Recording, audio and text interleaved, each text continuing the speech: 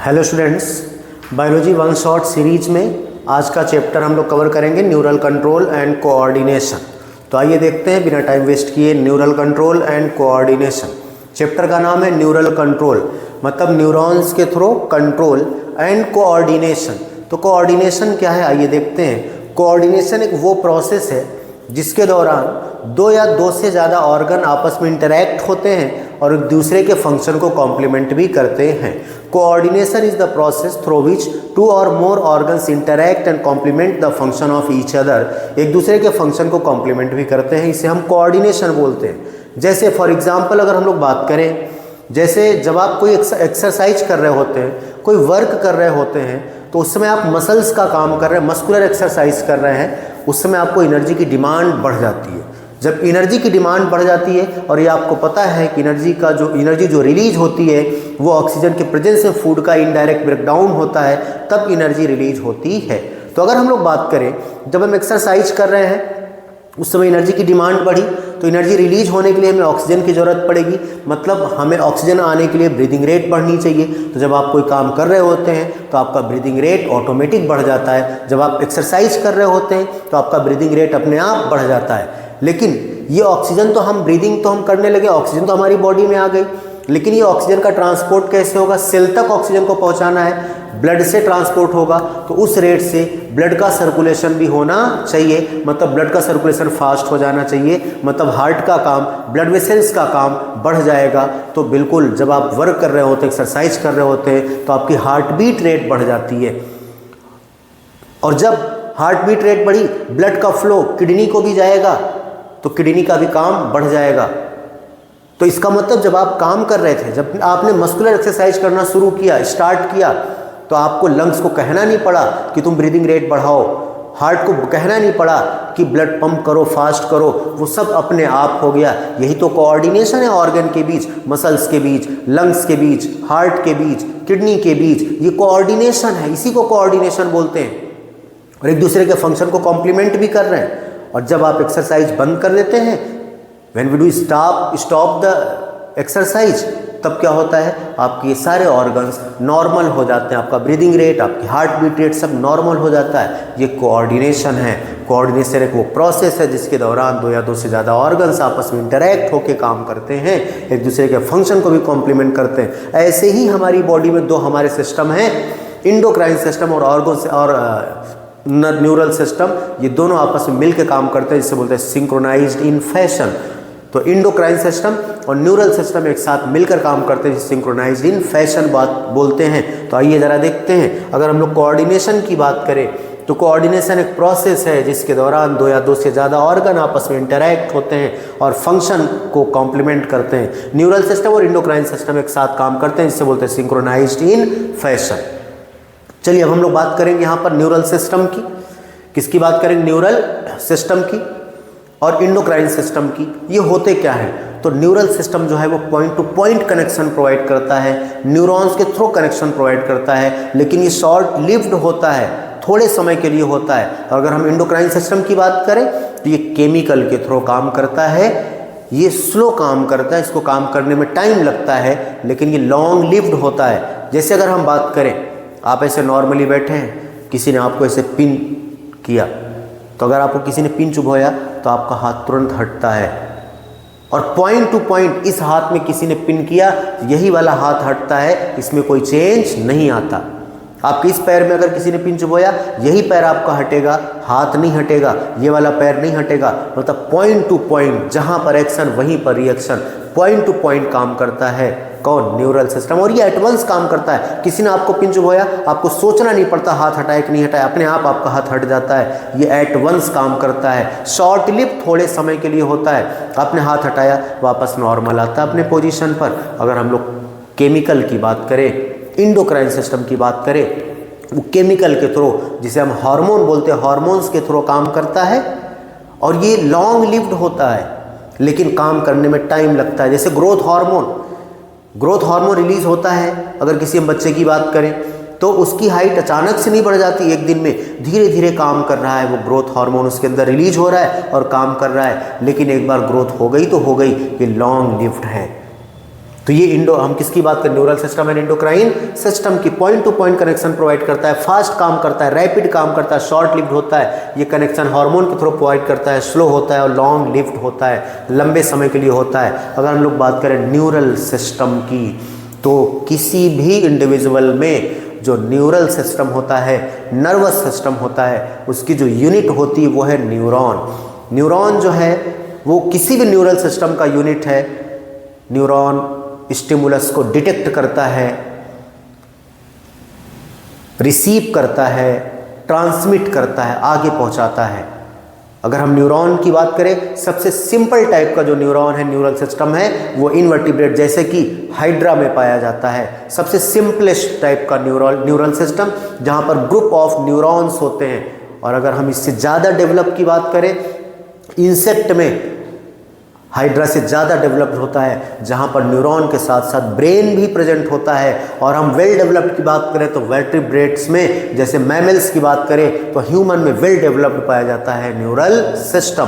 तो हमें ह्यूमन का न्यूरल सिस्टम डिटेल में पढ़ना है। तो अगर हम बात करें न्यूरल सिस्टम की, न्यूरॉन जो है वो स्ट्रक्चरल और फंक्शनल यूनिट होता है न्यूरल सिस्टम का। न्यूरॉन जो है वो डिटेक्ट करता है, इंपल्स को रिसीव करता है और आगे ट्रांसमिट करता है। सबसे सिंपल टाइप का न्यूरल सिस्टम जो है वो हाइड्रा में होता है। उससे बेटर टाइप का जो है वो इंसेक्ट में होता है, जहां पर ब्रेन भी प्रेजेंट होता है न्यूरॉन या गैंग्लियन के साथ। और वेल डेवलप्ड जो है वो वर्टिब्रेट्स में पाया जाता है। जैसे कि ह्यूमन की बात करें, हम लोग बात करते हैं ह्यूमन के न्यूरल सिस्टम की।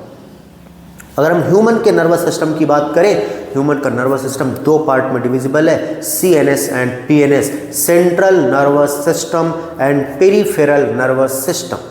अगर हम सेंट्रल न्यूरल सिस्टम की बात करें तो सेंट्रल न्यूरल सिस्टम में ब्रेन और स्पाइनल कॉर्ड आता है। याद करो जरा, जैसे तुमने एक्सियल स्केलेटन पढ़ा था, एक एक्सिस पर स्कल पढ़ा था, वर्टिब्रल कॉलम पढ़ा था, तो याद रखना यहाँ पर सेंट्रल नर्वस सिस्टम सेंटर में हमारा ब्रेन है और वर्टिब्रल कॉलम के अंदर जो स्पाइनल कॉर्ड है, ये आते हैं ब्रेन एंड स्पाइनल कॉर्ड। बाकी इनसे रिलेटेड जितनी भी बॉडी की नर्व्स हैं पेरीफेरी पर, सबको बोलते हैं पेरीफेरल न्यूरल सिस्टम। और ये पेरीफेरल न्यूरल सिस्टम जो है ये CNS से एसोसिएटेड हैं। ये अपने आप काम नहीं करती, ये तो इम्पल्स को ले आने और ले जाने का काम करती हैं। इनको जो कमांड देगा, इनको जो कंट्रोल करेगा, वो हमारा CNS ही कंट्रोल करेगा, brain and spinal cord.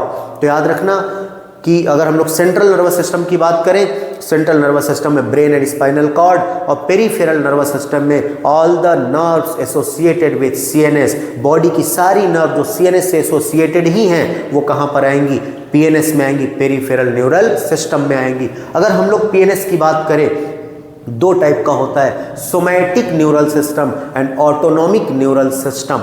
Somatic neural, अभी हमने आपको बताया पेरीफेरल का काम है इम्पल्स को लाना और इम्पल्स को जाना, CNS तक आना और CNS से जाना। तो दो टाइप का, somatic neural system and autonomic neural system.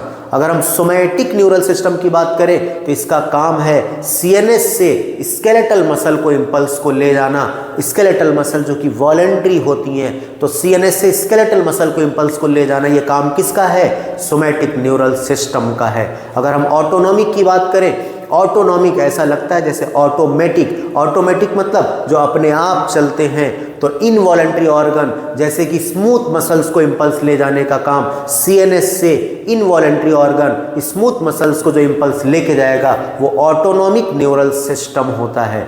तो चलो फिर से शुरुआत करो जरा।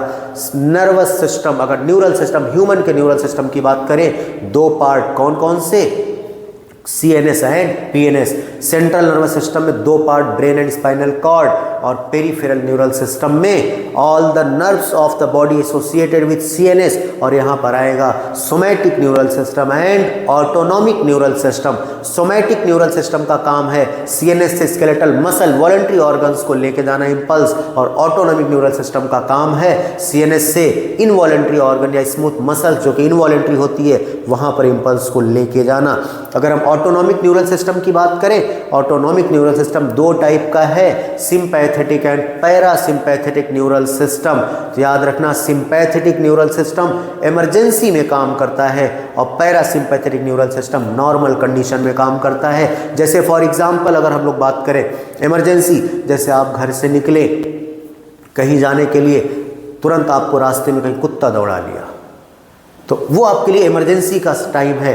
तो उस इमरजेंसी के टाइम पर आपके साथ जो जो आपकी बॉडी में चेंज आएंगे वो सब सिंपैथेटिक न्यूरल सिस्टम की वजह से चेंज आएंगे। उस समय आप तुरंत दौड़ेंगे, जैसे ही आप दौड़ेंगे, आप भागेंगे, आपकी हार्ट बीट रेट बढ़ जाएगी, आपका ब्रीदिंग रेट बढ़ जाएगा, और ब्रीदिंग रेट बढ़ा, हार्ट बीट रेट बढ़ा तो कार्डियक आउटपुट बढ़ जाएगी, आपको स्वेटिंग होगी, पाइलो इरेक्शन होंगे, रेजिंग ऑफ हेयर्स, ये सारी चीज़ें होंगी।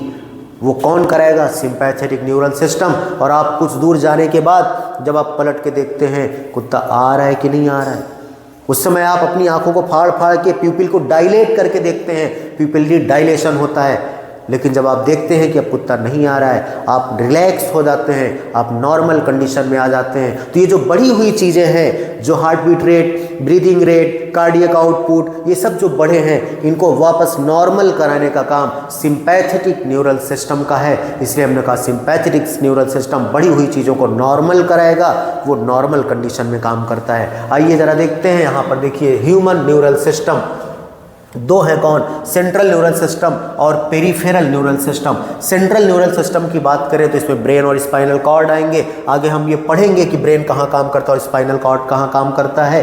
चलिए, पेरिफेरल न्यूरल सिस्टम की बात करें तो all the nerves of the body associated with CNS.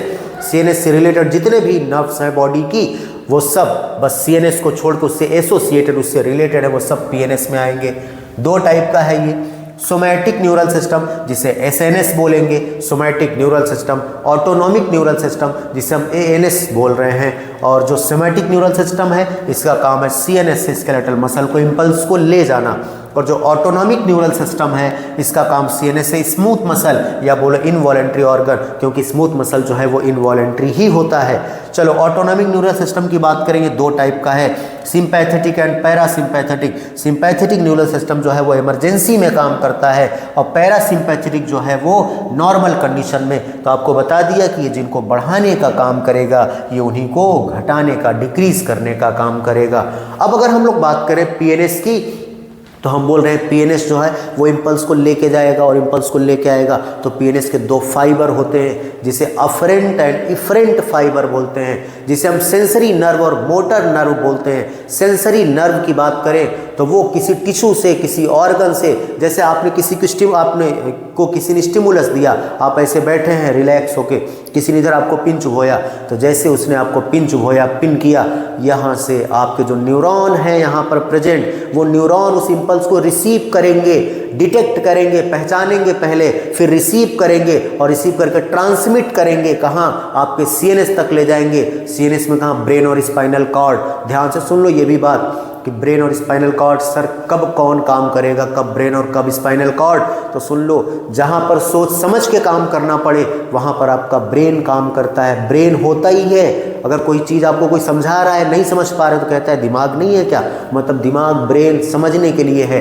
तो जहाँ पर सोच समझ के काम हो वहाँ पर ब्रेन काम करता है। जहाँ पर बिना सोचे समझे रिफ्लेक्स एक्शन, एट वंस काम हो, वहाँ पर स्पाइनल कॉर्ड काम करता है। दोनों ये कमांड देते हैं, कंट्रोल करते हैं। लेकिन इमरजेंसी में आपका कौन काम करेगा? स्पाइनल कॉर्ड, जहाँ पर सोचने की टाइम नहीं है। और जब नॉर्मल कंडीशन में जहाँ पर आप सोच समझ के काम करते हैं, वहाँ पर आपका ब्रेन काम करेगा।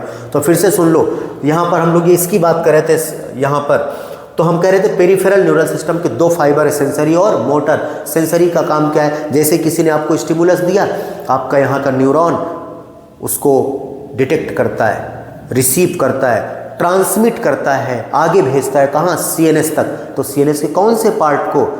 ब्रेन या स्पाइनल कॉर्ड को ले जाएगा। चलो अभी हम सीएनएस तक रहते हैं। सीएनएस से जवाब आता है, हाथ हटा लो। तो ये जो जवाब आता है, आपका जो एक्शन होता है, यहाँ से इम्पल्स लेके आने वाला मोटर न्यूरॉन होता है। तो लेके जाने वाला किसी टिश्यू से, किसी ऑर्गन से स्टिमुलस लेके जाने वाला कौन है? अफरेंट न्यूरॉन या सेंसरी न्यूरॉन। और वहाँ से लेके आने वाला कौन है? इफरेंट न्यूरॉन या मोटर न्यूरॉन। जैसे कि आपने पढ़ा एक्सक्रीटरी सिस्टम में, जब यूरिनरी ब्लैडर फिल हो जाता है यूरिन से, तो स्ट्रेच रिसेप्टर्स जो एक्टिवेट होते हैं, वहाँ से स्टिमुलस जाता है सेंसरी या अफरेंट न्यूरॉन के थ्रू, कहाँ? सीएनएस को। और वहाँ से मोटर न्यूरॉन के थ्रू जवाब आता है कि मसल्स कॉन्ट्रैक्ट हो जाओ, यूरिनरी ब्लैडर की मसल्स कॉन्ट्रैक्ट होती हैं, यूरिथ्राइन स्फिंक्टर रिलैक्स होता है। तो आपने पढ़ा तो है किसी टिश्यू या किसी ऑर्गन से स्टिमुलस लेके जाने वाला, इम्पल्स लेके जाने वाला अफरेंट न्यूरॉन या सेंसरी, और वहाँ से लेके आने वाला मोटर या इफरेंट होता है। तो चलो आगे हम लोग देखते हैं, दो फाइबर है पीएनएस के, कौन कौन से? पीएनएस के दो फाइबर हैं, एक होता है सेंसरी या अफरेंट नर्व और दूसरा होता है मोटर या इफरेंट नर्व। जो सेंसरी होता है वो टिश्यू या ऑर्गन से सीएनएस तक जाता है, और जो मोटर होता है वो सीएनएस से कहाँ पर जाएगा? टिश्यू या ऑर्गन को जाएगा। जैसे देखो ये किसी टिश्यू या ऑर्गन को स्टिमुलस दिया गया, यहाँ से सेंसरी नर्व के थ्रू इम्पल्स या अफरेंट नर्व के थ्रू इम्पल्स आएगा सीएनएस को, और यहाँ से जवाब आएगा मोटर नर्व के थ्रू या इफरेंट नर्व के थ्रू, और जवाब आएगा कहाँ? टिश्यू या ऑर्गन को। क्लियर? ये इतनी कहानी है किसकी? इसके फाइबर्स की। चलो अगर हम लोग बात करें neuron as the structural and functional unit of neural system, क्योंकि न्यूरल सिस्टम का या नर्वस सिस्टम का जो यूनिट है वो कौन है? न्यूरॉन। सबसे पहले आपको बताया स्ट्रक्चरल एंड फंक्शनल यूनिट है जो कि इम्पल्स को डिटेक्ट करता है, रिसीव करता है और ट्रांसमिट करता है। तो न्यूरॉन होता क्या है? अगर हम न्यूरॉन की बात करें, न्यूरॉन के तीन पार्ट होते हैं, एक होता है सेल बॉडी, दूसरा होता है डेंड्राइट और तीसरा होता है एक्सॉन। सेल बॉडी से एक शॉर्ट फाइबर, एक छोटा फाइबर निकलता है जिसे डेंड्राइट्स बोलते हैं, और एक लॉन्ग फाइबर निकलता है जिसे एक्सॉन बोलते हैं। और अगर हम लोग बात करें तो कितने पार्ट हैं ये? तीन, सेल बॉडी, डेंड्राइट और एक्सॉन। सेल बॉडी से निकलने वाले शॉर्ट फाइबर जिसे डेंड्राइट बोलते हैं, और सेल बॉडी से निकलने वाला लॉन्ग फाइबर जिसे एक्सॉन बोलते हैं। तो हम सेल बॉडी की बात करें, सेल बॉडी में न्यूक्लियस पाया जाता है, साइटोप्लाज्म होता है, और इसी सेल बॉडी में कुछ ग्रैन्युलर स्ट्रक्चर होते हैं जिसे बोलते हैं निसेल्स ग्रैन्यूल, और ये निसेल्स ग्रैन्यूल बना होता है आरईआर एंड राइबोसोम का। क्लियर? ये जो निसेल्स ग्रैन्यूल है सिर्फ साइटोप्लाज्म में नहीं बल्कि साइटोप्लाज्म के साथ साथ डेंड्राइट में भी पाया जाता है। साइटोप्लाज्म के साथ साथ डेंड्राइट में भी पाया जाता है। क्वेश्चन आता है, याद रखना। और उसके बाद लेकिन एक्सॉन में नहीं होगा। तो शॉर्ट फाइबर डेंड्राइट इम्पल्स को लेके आता है सेल बॉडी के तरफ, और लॉन्ग फाइबर एक्सॉन इम्पल्स को ले जाता है सेल बॉडी से दूर। तो dendrite relay impulse transmit impulse towards cell body and axon relay impulse away from the cell body से दूर लेके जाते हैं।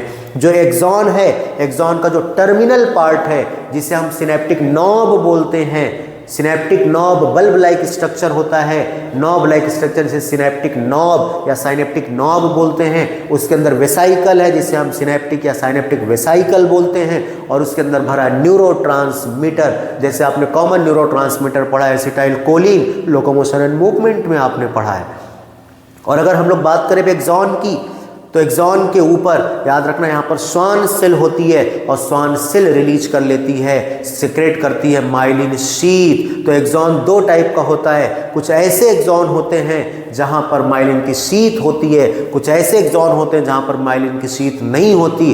तो इन एक्सॉन्स को हम लोग माइलिनेटेड या नॉन माइलिनेटेड एक्सॉन भी बोलते हैं। आइए ज़रा देखते हैं न्यूरॉन की अगर हम लोग बात करें यहाँ पर, तो ध्यान से सुनिएगा। ये न्यूरॉन है, न्यूरॉन के कितने पार्ट हैं? एक है सेल बॉडी, दूसरा है डेंड्राइट, तीसरा है एक्सॉन। ये cell body, dendrite and axon तीन पार्ट होते हैं न्यूरॉन के। चलिए जरा अगर हम लोग सेल बॉडी की बात करें, सेल बॉडी में ये न्यूक्लियस है, सेल बॉडी में साइटोप्लाज्म है, सेल बॉडी में कुछ ग्रैन्युलर स्ट्रक्चर हैं जिसे निसेल्स ग्रैन्यूल बोलते हैं, और निसेल्स ग्रैन्यूल जो है वो present in cell body as well as in dendrite. Cell body के साथ साथ डेंड्राइट में भी पाया जाता है, और ये बना होता है Nissl's granule made up of ribosome and RER, इसका बना होता है। क्वेश्चन आया हुआ है, याद रखिएगा। चलिए यहाँ से ये डेंड्राइट्स हैं। डेंड्राइट्स देखो इम्पल्स को लेके आते हैं कहाँ? सेल बॉडी के तरफ। ये इम्पल्स को लेके आते हैं सेल बॉडी के तरफ, और यहाँ से इम्पल्स को ले जाने का काम किसका है? एक्सॉन का। तो चलो जरा देखते हैं। एक्सॉन के ऊपर ये है स्वान सेल, और स्वान सेल जो है वो माइलिन की शीथ से क्रिएट कर ली है, ये माइलिन की शीथ से क्रिएट कर ली है। और ऐसे एक्सॉन जहाँ पर माइलिन की शीथ होगी उसे माइलिनेटेड एक्सॉन बोलेंगे, जहाँ नहीं होगी उसे नॉन माइलिनेटेड एक्सॉन बोलेंगे। आइए पहले हम देखते हैं यहाँ पर एक्सॉन। एक्सॉन का जो टर्मिनल पार्ट है जिसे साइनेप नॉब लाइक या बल्ब लाइक है, जिसे साइनेप्टिक नॉब बोल रहे हैं, और इस साइनेप्टिक नॉब में भरा है कौन, साइनेप्टिक वेसाइकल, और उसके अंदर है न्यूरोट्रांसमीटर्स। चलो अगर हम लोग बात करें दो माइलिन शीथ के बीच जो ये गैप है, इस गैप को बोलते हैं नोड्स ऑफ रैनवियर। क्या बोलते हैं, नोड्स ऑफ रैनवियर। इस तरह के एक्सॉन में साल्टेटरी ट्रांसमिशन होता है इम्पल्स का, एक नोड ऑफ रैनवियर से दूसरे पर, दूसरे से ऐसे आगे बढ़ती रहती है। चलिए ये तो हम लोग बात कर रहे थे किसकी, न्यूरॉन की, कि न्यूरॉन होता क्या है। Dendrite relay impulse towards cell body, axon relay impulse away from the cell body. Clear. तो चलो न्यूरॉन ये है, न्यूरॉन के कितने पार्ट हैं पता चला।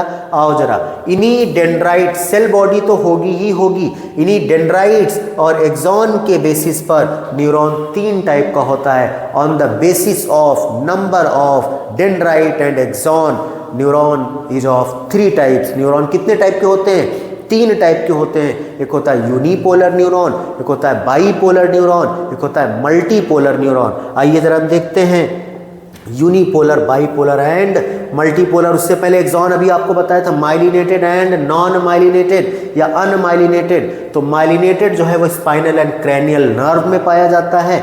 यहाँ पर श्वान सेल ने रिलीज किया क्या, myelin sheath present only in myelinated axon. और यहाँ पर देखो श्वान सेल तो है, क्वेश्चन इस पर आता है कि श्वान सेल माइलिनेटेड में होता है कि नॉन माइलिनेटेड में। श्वान सेल दोनों में होता है, माइलिनेटेड में भी और नॉन माइलिनेटेड में भी, लेकिन माइलिन की शीथ सिर्फ माइलिनेटेड एक्सॉन में होगा, यहाँ पर नहीं होगा। तो नॉन माइलिनेटेड कहाँ पाया जाएगा, autonomic and somatic neural system में।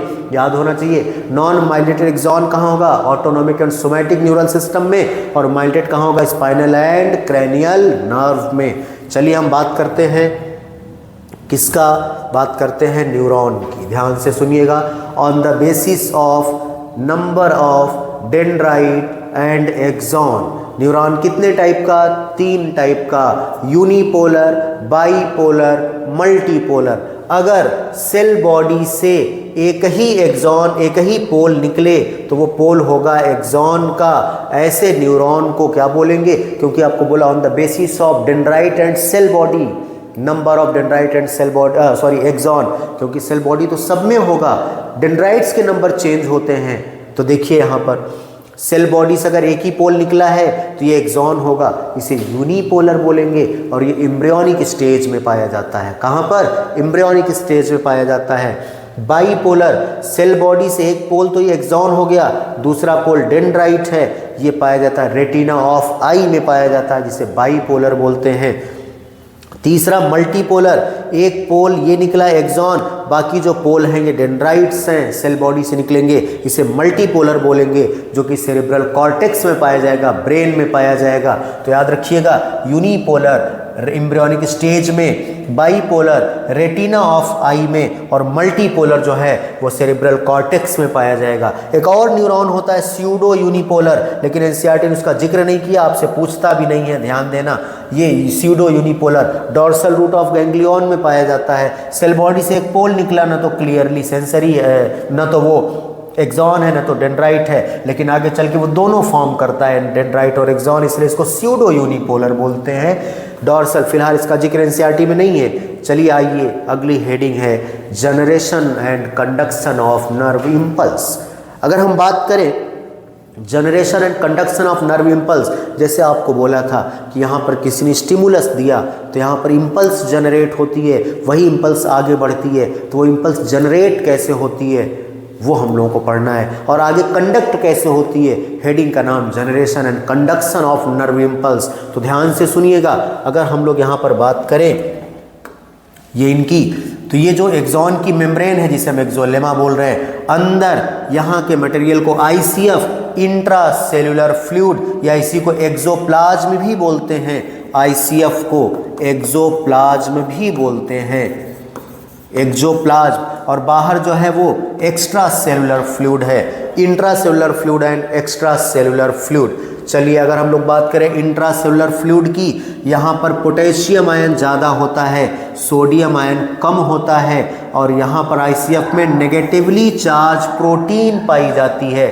नेगेटिवली चार्ज प्रोटीन पाई जाती है। ईसीएफ की बात करें, यहाँ पर पोटेशियम जो है वो कम होता है, और यहाँ पर सोडियम जो है वो ज़्यादा होता है, 10 times more sodium than ICF, यहाँ जो कंपैरिजन में यहाँ पर 10 टाइम्स ज़्यादा सोडियम पाया जाता है और यहाँ पर 30 time more potassium than ECF, यहाँ के कंपैरिजन में यहाँ पर पोटेशियम ज़्यादा होता है। उसके साथ साथ यहाँ पर नेगेटिव चार्ज प्रोटीन भी होती है ICF में। और इसी एक्सोलेमा में, इसी एक्सॉन की मेम्ब्रेन में कुछ आयन चैनल पाए जाते हैं, डिफरेंट आयन चैनल्स पाए जाते हैं जो डिफरेंट आयंस के लिए परमिएबल होते हैं। उन्हीं आयन चैनल में से एक चैनल है sodium channel and potassium channel, जिसे हम सोडियम पोटेशियम पंप बोलते हैं। क्या बोलते हैं? सोडियम पोटेशियम पंप बोलते हैं। चलिए अब हम लोग बात करते हैं कि कैसे इम्पल्स जनरेट होती है और कैसे इम्पल्स कंडक्ट होती है। अच्छा, ध्यान से सुनिएगा, जिस समय ये न्यूरॉन कोई भी इम्पल्स कंडक्ट नहीं कर रहा होता है, उस समय अंदर की तरफ यहाँ पर हमने क्या बोला, पोटेशियम ज़्यादा है, बाहर पोटेशियम कम है, अंदर सोडियम कम है, बाहर सोडियम ज़्यादा है। In resting stage when the neuron does not carry any impulse या ट्रांसमिट इम्पल्स, कोई इम्पल्स नहीं ले जा रही होती है, उस समय ये मेम्ब्रेन फ्रीली परमिएबल होती है पोटेशियम के लिए and nearly impermeable for sodium and negatively charge protein. तो अगर ये रेस्टिंग स्टेट में जब न्यूरॉन कोई भी इम्पल्स कंडक्ट नहीं कर रहा है, ये फ्रीली परमिएबल है पोटेशियम के लिए, तो पोटेशियम अंदर ज़्यादा है और बाहर कम है, तो ये कंसंट्रेशन ग्रेडियंट को फॉलो करते हुए along concentration gradient from higher concentration to lower concentration potassium ion move कर जाएगा। जब potassium ion lower higher concentration to lower concentration चला गया तो अंदर जो है वो पॉजिटिव थोड़ा सा कम होगा, क्योंकि ये पॉजिटिव था, पोटेशियम चला गया बाहर। और उसी समय अभी भी सोडियम है जो कि पॉजिटिव है अंदर, तो ये सोडियम पोटेशियम पंप 3 सोडियम को करेगा बाहर। कितने सोडियम को? 3 सोडियम को करेगा बाहर, 2 पोटेशियम को करेगा अंदर, 2 पोटेशियम को अंदर। लेकिन 3 सोडियम बाहर आने की वजह से अंदर नेगेटिव ज़्यादा होगा, पॉजिटिव कम होगा और बाहर पॉजिटिव ही पॉजिटिव होगा। तो उस समय ये जो मेम्ब्रेन है, ये जो न्यूरॉन की एक्सॉन की मेम्ब्रेन है, उसके अंदर की तरफ नेगेटिव चार्ज, क्योंकि पोटेशियम पहले से बाहर चला गया था, सोडियम को सोडियम पोटेशियम पंप बाहर कर रहा है और सोडियम पोटेशियम पंप एक्टिवली काम करता है, एनर्जी लेके काम करता है। तो जब ज़्यादा सोडियम चला गया बाहर, 2 पोटेशियम अंदर आ रहा है, तो पहले के कंपैरिजन में अंदर पॉजिटिव कम नेगेटिव ज़्यादा होता है, क्योंकि यहाँ पर नेगेटिव चार्ज प्रोटीन भी है, यहाँ पर नेगेटिव और यहाँ पर पॉजिटिव हो गया। ऐसी कंडीशन में इस न्यूरॉन को हम लोग बोलते हैं पोलराइज्ड स्टेट, कि अभी जो न्यूरॉन है ये पोलराइज्ड स्टेट में है। तो देखो, रेस्टिंग स्टेट में जब न्यूरॉन कोई इम्पल्स कंडक्ट नहीं कर रही होती है, उस समय मेम्ब्रेन फ्रीली परमिएबल होता है, किसके लिए? सोडियम के लिए, और nearly impermeable for sodium and negatively charge protein. Sodium potassium pump 3 sodium को बाहर और 2 पोटेशियम को अंदर करता है। चलिए, अभी इस समय न्यूरॉन जो है हमारी वो पोलराइज स्टेट में हो चुकी है। पोलराइज स्टेट की बात करें तो देखो जरा, इस तरह से हो चुकी है, बाहर पॉजिटिव और अंदर नेगेटिव, जिसे बोल रहे हैं पोलराइज्ड स्टेट। और इस पोलराइज्ड स्टेट में एक इलेक्ट्रिकल पोटेंशियल डिफरेंस जनरेट हो रहा है, जिसे हम बोल रहे हैं RMP, resting membrane potential -70 millivolt का। कितने का? -70 मिली वोल्ट का। और इस कंडीशन में ये जो न्यूरॉन है ये इम्पल्स स्टिमुलस लेने के लिए रेडी है, स्टिमुलस रिसीव करने के लिए रेडी है। याद रखना, अगर ये पोलराइज स्टेट में नहीं होगा न्यूरॉन, तो ये कभी भी इम्पल्स को ये कभी भी स्टिमुलस को रिसीव करेगा ही नहीं। तो चलो, जब इसको स्टिमुलस दिया गया तो स्टिमुलस देने से क्या होता है? स्टिमुलस देने की वजह से जो ये मेम्ब्रेन थी ये इम्परमिएबल था सोडियम के लिए, अब स्टिमुलस देने की वजह से ये सोडियम के लिए परमिएबल हो जाती है, सोडियम के लिए परमिएबल हो जाती है। तो सोडियम आने लग जाता है अंदर। तो जब ये पोलराइज स्टेट में होगा तभी स्टिमुलस रिसीव करेगा। तो जैसे ही स्टिमुलस दिया, membrane become freely permeable for sodium, तो सोडियम आयन आने लगा अंदर। सोडियम मतलब पॉजिटिव, तो जब पॉजिटिव अंदर आने लगा, सोडियम अंदर आने लगा, तो पहले के कंपैरिजन में बाहर अब नेगेटिव हो गया और अंदर पॉजिटिव हो गया। 100% हम क्या बोले, पहले के कंपैरिजन में अंदर पॉजिटिव हो गया और बाहर नेगेटिव, क्योंकि बाहर का पॉजिटिव कहाँ आ रहा है, अंदर आ रहा है। तो पूरी की पूरी मेम्ब्रेन परमिएबल नहीं है।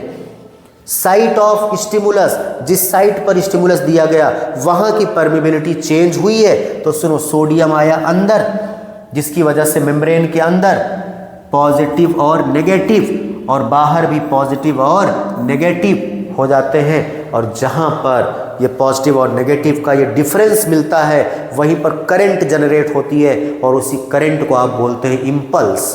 उसी करंट को बोलते हैं इम्पल्स। याद रखना, ये जो स्टिमुलस दिया आपने, इसका मतलब आपने एक्शन लिया है। तो आपने जो एक्शन लिया है इसे बोलते हैं एक्शन पोटेंशियल। क्या बोलते हैं, एक्शन पोटेंशियल। तो स्टिमुलस लेने की वजह से, यहाँ पर एक्शन लेने की वजह से जो पोटेंशियल जनरेट होगा उसे एक्शन पोटेंशियल या उसी को करंट या उसी को इम्पल्स बोल रहे हैं, और वो होती है +45 मिलीवोल्ट की। तो इस कंडीशन में जब अंदर नेगेटिव और बाहर पॉजिटिव, तो ये न्यूरॉन जो था वो पोलराइज स्टेट में था, लेकिन इस कंडीशन में ये डीपोलराइज हो गया। इस कंडीशन में ये डीपोलराइज हो गया और डीपोलराइज हुआ, यहाँ पर एक्शन पोटेंशियल जनरेट हुआ +45 मिलीवोल्ट का। तो याद रखना, यहाँ पर करंट प्लस से माइनस और अंदर करंट प्लस से माइनस। मान लो हम इसी को यहाँ पर डिवाइड कर दें, एक तरफ बोले साइट ए और एक तरफ बोले साइट बी। और जरा दिखाते हैं, अगर यहाँ पर हम बोले इस डीपोलराइज स्टेट में, यहाँ पर हम बोल रहे हैं साइट ए और इधर बोल रहे हैं हम साइट बी, तो देखो जरा यहाँ पर site A and site B. तो बाहर की तरफ आउटर साइड इम्पल्स आएगा फ्रॉम बी टू ए और अंदर की तरफ जाएगा ए टू बी। लेकिन आपको ये ए टू बी और बी टू ए नहीं याद रखना, आपको याद रखना कि इम्पल्स जाएगी पॉजिटिव से नेगेटिव, पॉजिटिव से नेगेटिव। तो कभी नहीं भूलोगे, एग्जाम में वो एक्स वाई कर दे, हम ए बी पढ़ के बैठे थे रट्टा मार के, गलत करके आओगे। हमेशा क्या याद रखोगे, प्लस से माइनस। तो बाहर बी टू ए प्लस से माइनस, अंदर ए टू बी प्लस से माइनस। तो डीपोलराइज स्टेट में एक्शन लेने से एक्शन पोटेंशियल जनरेट हुआ +45 मिलीवोल्ट का। तो यहाँ पर इम्पल्स जनरेट हुई, लेकिन ये तब तक रहेगी जब तक ये मेम्ब्रेन सोडियम के लिए परमिएबल होगा। और ये जो स्टिमुलस आप देते हैं, परमिबिलिटी इसकी चेंज होती है, वो शॉर्ट लिव्ड होती है, फ्रैक्शन ऑफ सेकंड के लिए होती है, 1 सेकंड से भी कम टाइम लगता है। जैसे स्टिमुलस पास हुआ, membrane again become impermeable for sodium. तो जो सोडियम अंदर आया था वो सोडियम यहीं फंस गया बेचारा, फिर से मेम्ब्रेन परमिएबल हो गई किसके लिए, पोटेशियम के लिए। तो जो दो पोटेशियम, सोडियम पोटेशियम पंप ने अंदर किया था, वो पोटेशियम अब अपने आप जाने लगा बाहर, क्योंकि मेम्ब्रेन परमिएबल हो गई किसके लिए, पोटेशियम के लिए। और जो सोडियम अंदर आया था वो फंस गया, वही सोडियम अंदर है। अब क्या करेगा, अब क्या करेगा बोलो। ये जो साइट ए पर थी वो साइट बी पर आ गई इम्पल्स। चलो अब वही कहानी वापस से शुरू होगी, वही कहानी वापस से शुरू होगी कि पोटेशियम जाने लगेगा बाहर और फिर सोडियम पोटेशियम पंप काम करेगा। सोडियम पोटेशियम पंप 3 सोडियम को बाहर करेगा, फिर से अंदर नेगेटिव और बाहर पॉजिटिव, मतलब पोलराइज स्टेट दोबारा से आएगी, जिसे हम रीपोलराइजेशन बोलेंगे, क्योंकि दोबारा पोलराइज हो रहा है। तो हम क्या बोलेंगे, रीपोलराइजेशन। यहाँ पर देखो जरा, एक साथ सारी चीज़ें हैं, जरा देखो। यहाँ पर सोडियम पोटेशियम पंप क्या काम करता है, 3 सोडियम को बाहर करके मेम्ब्रेन को पोलराइज बना दिया। RMP resting membrane potential -70 millivolt का। अब इस कंडीशन में स्टिमुलस दिया गया, जब तक मेम्ब्रेन पोलराइज नहीं होगी तब तक स्टिमुलस देंगे आप, तो स्टिमुलस रिसीव ही नहीं करेगा वो। जैसे स्टिमुलस दिया, membrane permeable for sodium, sodium आने लगा अंदर, तो पहले के कंपैरिजन में अंदर पॉजिटिव और बाहर नेगेटिव, ये कंडीशन बन गई। तो यहाँ पर एक एक्शन लेने की वजह से ऐसा हुआ, तो एक इलेक्ट्रिकल पोटेंशियल डिफरेंस, जिसे बोलोगे एक्शन पोटेंशियल +45 मिलीवोल्ट का। यहाँ पर पॉजिटिव से नेगेटिव, अंदर पॉजिटिव से नेगेटिव, इस कंडीशन को बोलते हैं डीपोलराइजेशन।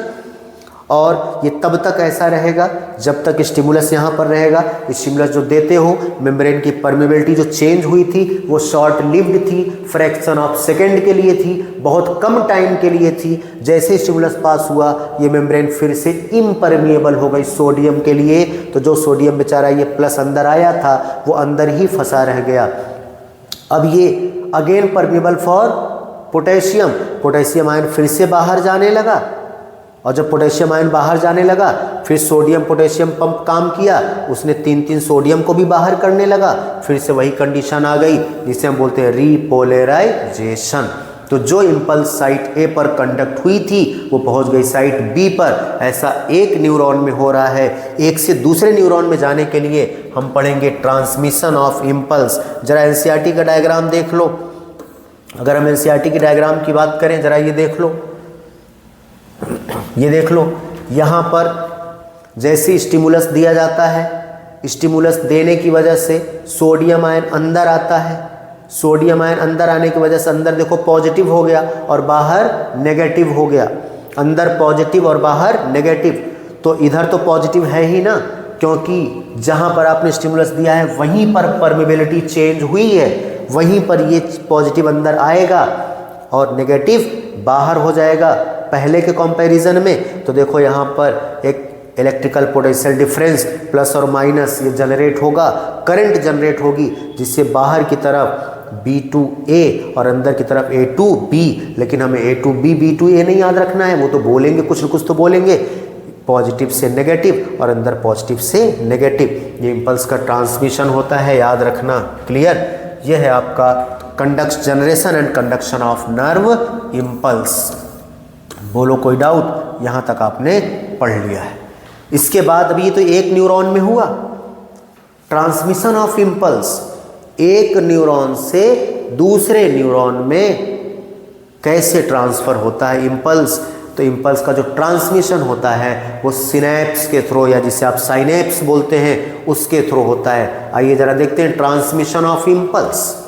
इम्पल्स का ट्रांसमिशन एक न्यूरॉन से दूसरे न्यूरॉन में कैसे होता है। तो अगर हम लोग बात करें, इम्पल्स का ट्रांसमिशन जो है वो सिनेप्स के थ्रू होता है, और जो सिनेप्स होता है वो दो टाइप का होता है। एक होता है केमिकल सिनेप्स, एक होता है इलेक्ट्रिकल सिनेप्स। तो अगर हम केमिकल या इलेक्ट्रिकल सिनेप्स की बात करें तो सिनेप्स जो है वो बना होता है pre synaptic membrane and post synaptic membrane. आओ जरा देखते हैं, सिनेप्टिक या आप साइनेप्टिक बोलते हैं, ध्यान से सुनिएगा। और जरा देखते हैं, इधर देखो जरा। अगर हम लोग ऐसे बात करें, देखो ये एक न्यूरॉन है, न्यूरॉन का ये इंड पार्ट है, ये आपने पढ़ा, ये न्यूरॉन का इंड पार्ट है। यहाँ से ये दूसरा न्यूरॉन शुरू हो रहा है, ये शुरू हो रहा है। तो एक न्यूरॉन का ये कौन है बताओ? एक्सॉन का ये टर्मिनल पार्ट है, सिनेप्टिक नॉब मतलब एक्सॉन की मेम्ब्रेन है, और दूसरा न्यूरॉन के डेंड्राइट की मेम्ब्रेन है।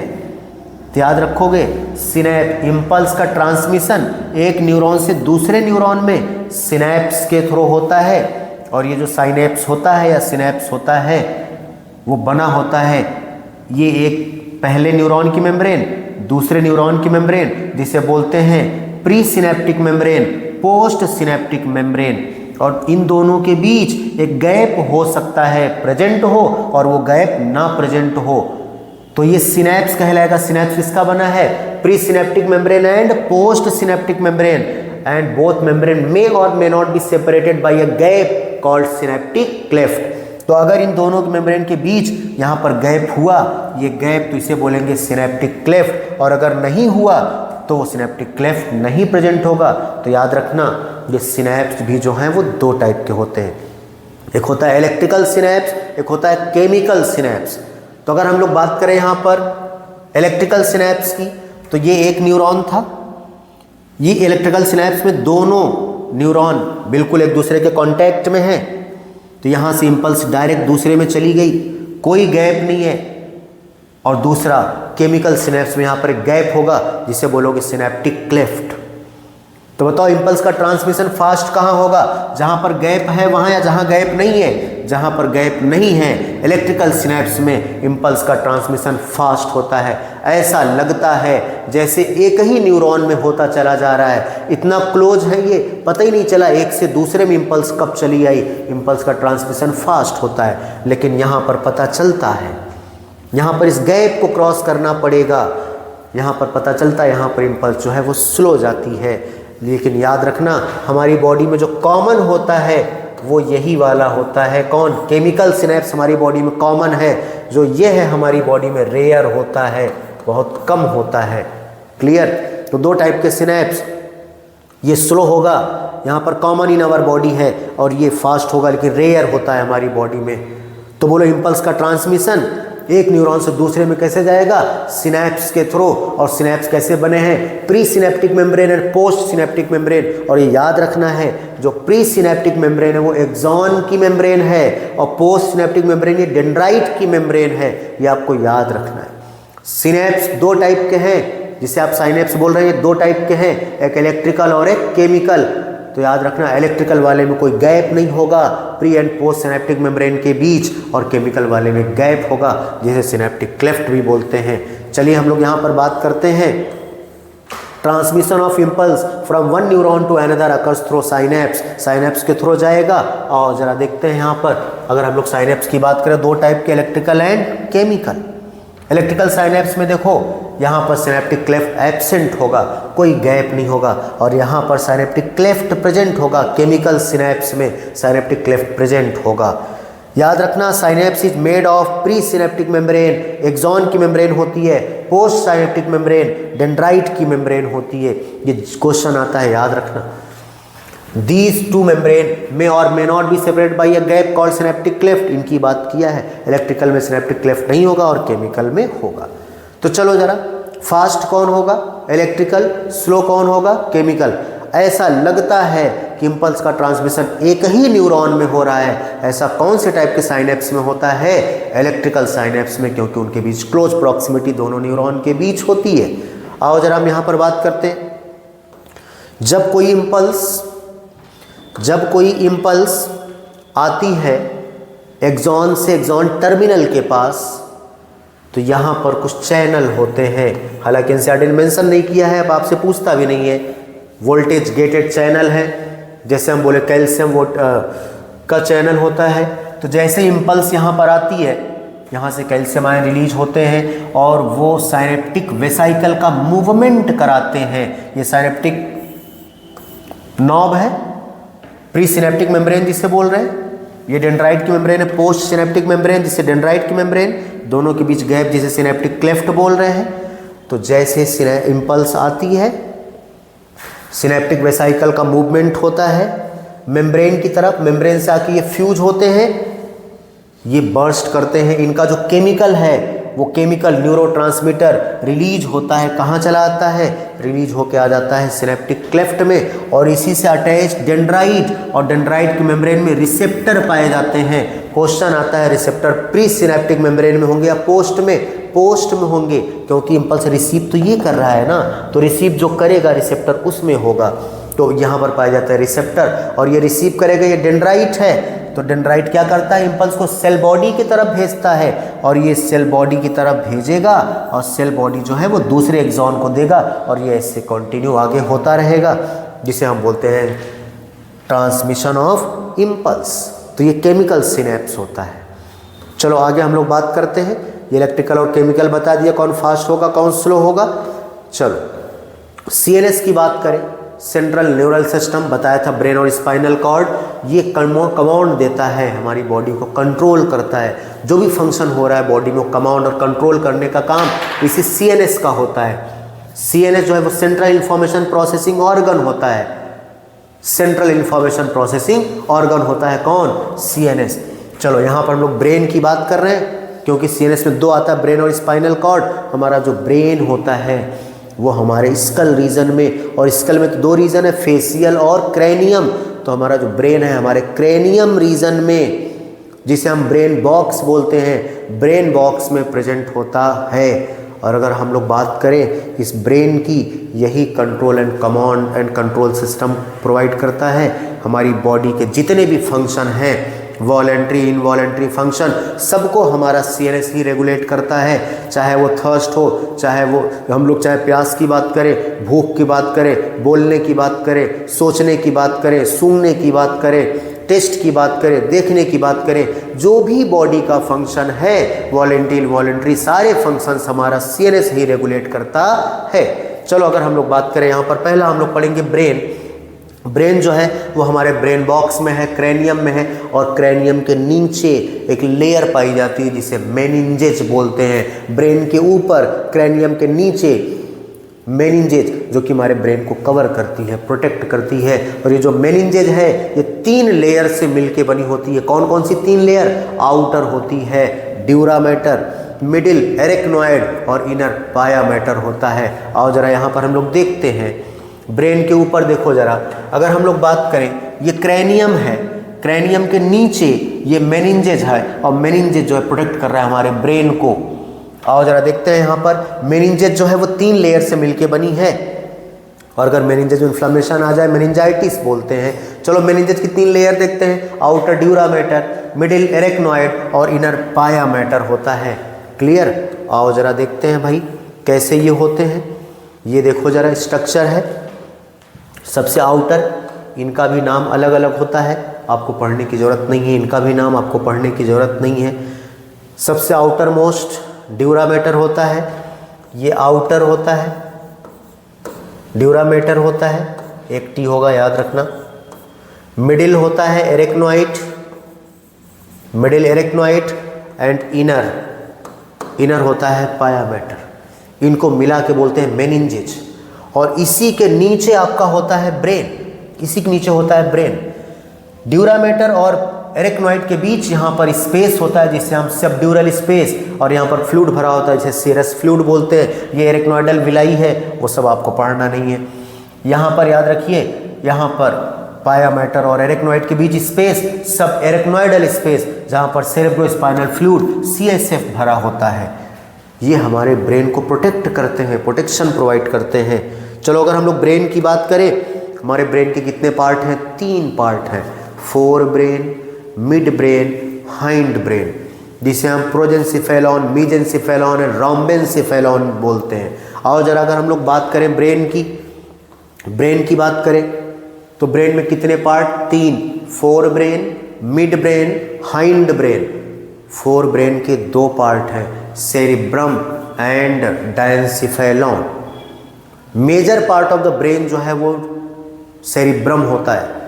दूसरा डायंसिफेलॉन, डायंसिफेलॉन के 2 पार्ट होते हैं, thalamus and hypothalamus. Hypothalamus lie at the base of thalamus. अगर ऊपर ये थैलेमस है, इसके नीचे बेस पर हाइपोथैलेमस होता है। दूसरी हम लोग बात करें मिड ब्रेन में होता है सेरिब्रल पीडंकल, एनसीईआरटी ने मेंशन नहीं किया, आपसे पूछता भी नहीं है। दूसरा याद रखो, 4 राउंड की स्वेलिंग पाई जाती है जिसे हम लोग कॉर्पोरा क्वाड्रीजेमाइना बोलते हैं। मिड ब्रेन में कॉर्पोरा क्वाड्रीजेमाइना आपको पढ़ना है। और तीसरा हाइंड ब्रेन में याद रखना पॉन्स, सेरिबेलम एंड मेडुला। और मेडुला जो है वो last part of the brain है। यहीं पर एक कैविटी है फोरामेन मैग्नम, यहीं से शुरुआत होता है। लास्ट पार्ट यहाँ पर स्पाइनल कॉर्ड की, जो कि कंटिन्यू होता है कहाँ? वर्टिब्रल कॉलम में। तो कितने पार्ट हैं ब्रेन के? 3, fore brain, mid brain, hind brain. Fore brain में सेरिब्रम एंड डायंसिफेलॉन में thalamus and hypothalamus. Mid brain में कॉर्पोरा क्वाड्रीजेमाइना और हाइंड ब्रेन में पॉन्स, सेरिबेलम एंड मेडुला। आओ जरा हम लोग बात करते हैं, फोर ब्रेन को ही बोलते हैं प्रोजेंसिफेलॉन, मिड ब्रेन को मीजेंसिफेलॉन, हाइंड ब्रेन को रोम्बेंसिफेलॉन भी बोलते हैं। फोर ब्रेन में सेरिब्रम और डायंसिफेलॉन, सेरिब्रम में भी आपको बताएंगे 2 सेरिब्रल हेमिस्फीयर होता है, क्योंकि डीप क्लेफ्ट होती है जो कि सेरिब्रम को 2 पार्ट में डिवाइड कर देती है, left and right cerebral hemisphere. Diencephalon में थैलेमस एंड हाइपोथैलेमस होता है। मिड ब्रेन में कॉर्पोरा क्वाड्रीजेमाइना, 4 राउंड की स्वेलिंग है इसके डॉर्सल साइड में। Hind brain pons, cerebellum and medulla, या उसी को मेडुला ऑब्लोंगेटा भी बोलते हैं। चलो हम लोग आगे अगर बात करें ब्रेन की, ध्यान से सुनना। अगर हम लोग ब्रेन की बात करें तो ये जो लास्ट वाला जो पाया मैटर वाला होता है वहाँ पर कुछ फोल्डिंग होती है ब्रेन के ऊपर। यहाँ पर याद रखना ब्रेन का वही पार्ट जिसे हम लोग सेरेब्रल कॉर्टेक्स बोलते हैं। क्या बोलते हैं? Cerebral cortex. सेरेब्रल कॉर्टेक्स में ऐसे फोल्डिंग पाई जाती है और इस फोल्डिंग में पाए जाते हैं न्यूरॉन्स। मल्टीपोलर न्यूरॉन आपने पढ़ा था, सेरेब्रल कॉर्टेक्स में पाए जाते हैं। तो यहाँ पर ये सेल बॉडी की वजह से ब्रेन का जो आउटर पार्ट होता है वो ग्रेइश अपीयर होता है, ग्रे कलर का, और नीचे एक्सॉन की वजह से वो लाइट कलर का या बोले वाइट अपीयरेंस होता है। तो ब्रेन में आउटर ग्रे मैटर होता है और इनर वाइट मैटर होता है। क्लियर? अब अगर हम लोग बात करें सेरिब्रम की तो देखो, अ डीप क्लेफ्ट, एक डीप क्लेफ्ट, गहरी खांच सेरिब्रम को दो पार्ट में डिवाइड कर देता है, जिसे हम left and right cerebral hemisphere बोलते हैं। Left and right cerebral hemisphere बोलते हैं। तो ये left and right cerebral hemisphere है। और यहाँ की जो कैविटी है जिसे हम लोग फर्स्ट एंड सेकेंड वेंट्रिकल या इसी को पैरासील भी बोलते हैं, फर्स्ट एंड सेकेंड वेंट्रिकल। यहाँ से हम लोग आगे की बात करें तो यहाँ फोर ब्रेन के बाद सेरिब्रम जो कि largest part of the brain है, cerebrum largest part of the brain, एक डीप क्लेफ्ट सेरिब्रम को left and right cerebral hemisphere में डिवाइड कर रही है। आगे मिड ब्रेन, अगर हम लोग, लेकिन इसी फोर ब्रेन का अगला पार्ट कौन सा? डायंसिफेलॉन, जिसमें थैलेमस और हाइपोथैलेमस। देखो ऐसे ऊपर थैलेमस होता है और नीचे बेस पर हाइपोथैलेमस होता है। और उसके बाद अगला पार्ट आता है कौन? Mid brain. मिड ब्रेन याद रखना, मिड ब्रेन की एक कैविटी पाई जाती है, एक डक्ट पाई जाती है जिससे सेरिब्रल एक्विडक्ट या एक्विडक्ट ऑफ सिल्वियस बोलते हैं। और उसके बाद हाइंड ब्रेन की बात करें, हाइंड ब्रेन में पॉन्स, सेरिबेलम एंड मेडुला, और यहाँ पर डायंसिफेलॉन की कैविटी को थर्ड वेंट्रिकल या डायोसील भी बोलते हैं। चलो अगर हम लोग आगे बात करें, पॉन्स, सेरिबेलम एंड मेडुला या मेडुला ऑब्लोंगेटा होता है। क्लियर? याद रखना मिड ब्रेन और हाइंड ब्रेन में पॉन्स और मेडुला, इनको मिला के बोलते हैं ब्रेन स्टेम। क्या बोलते हैं? ब्रेन स्टेम बोलते हैं।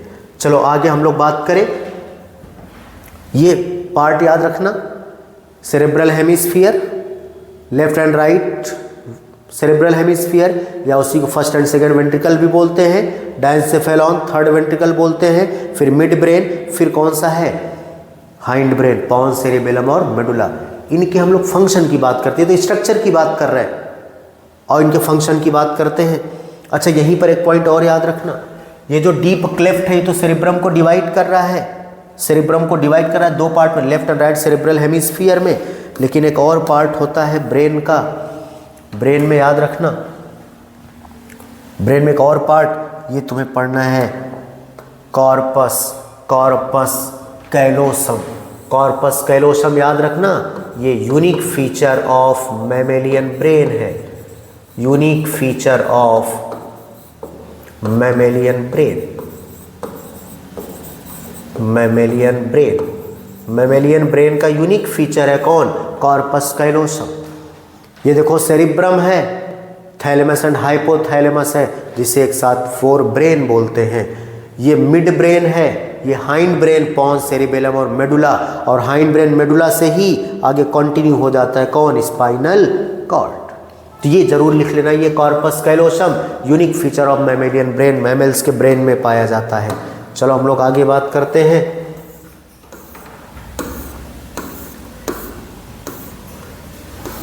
चलो इनके फंक्शन की बात करते हैं हम लोग। अगर इनके फंक्शन में देखते हैं, पहले सेरिब्रम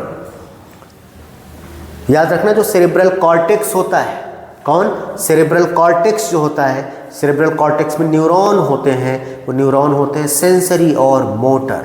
कौन होते हैं? सेंसरी और मोटर। लेकिन कुछ एक ऐसा लार्ज एरिया होता है, ना तो क्लियरली सेंसरी होता है ना तो क्लियरली मोटर होता है, जिसे बोलते हैं एसोसिएशन एरिया।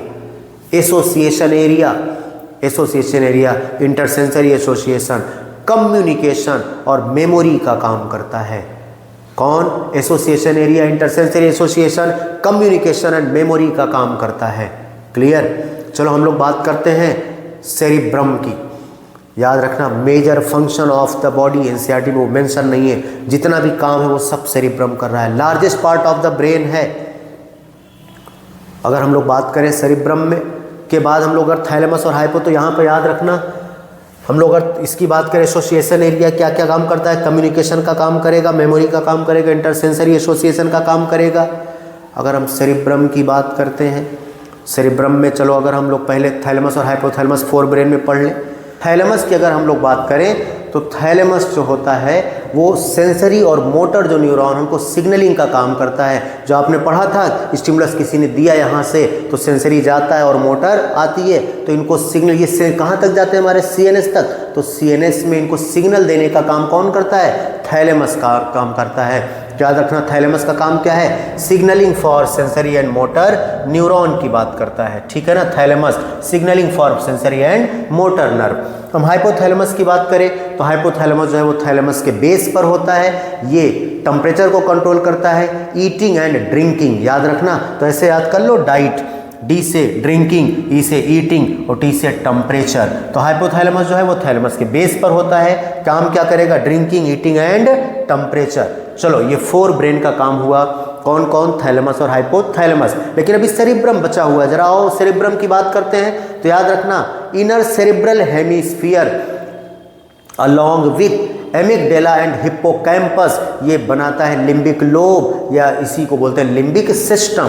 तो inner cerebral hemisphere along with amygdala and hippocampus क्या बना रहा है, limbic lobe and limbic system, या उसी को बोलते हो। और जो लिम्बिक लोब है ये हाइपोथैलेमस के साथ मिलकर, लिम्बिक लोब हाइपोथैलेमस के साथ मिलकर सेक्सुअल बिहेवियर जिसे लिबिडो बोलते हैं, इमोशन में फियर, रेज, प्लेजर, एक्साइटमेंट ये सारे आते हैं, एंड मोटिवेशन इसको कंट्रोल करता है। क्लियर। हमारे ब्रेन में सेरिब्रम में कुछ ऐसे डिप्रेशंस एंड प्रोजेक्शंस पाए जाते हैं, जिसे हम प्रोजेक्शन को सल्कस बोलते हैं या सल्काई बोलते हैं, डिप्रेशंस को गायरस या गायरी बोलते हैं। क्लियर। अच्छा अगर हम हाइपोथैलेमस की बात करें तो हाइपोथैलेमस जो है उसमें कुछ न्यूरोसेक्रेटरी सेल भी पाए जाते हैं जो कि हार्मोन का सेक्रेशन कराते हैं, जिसे हम लोग हाइपोथैलेमिक हार्मोन भी बोलते हैं। क्लियर। तो ये फोर ब्रेन का काम हुआ, थैलेमस, हाइपोथैलेमस एंड सेरिब्रम। चलो जरा मिड ब्रेन की तरफ चलते हैं। अगर हम लोग बात करें मिड ब्रेन की तो आपको मिड ब्रेन में उन्होंने बहुत कुछ दिया नहीं है। आपको सेरेब्रल एक्विडक्ट बता चुके हैं या एक्विडक्ट ऑफ सिल्वियस बता दिया, 4 राउंड की सेलिंग जिसे कॉर्पोरा क्वाड्रिजेमाइना बोलते हैं।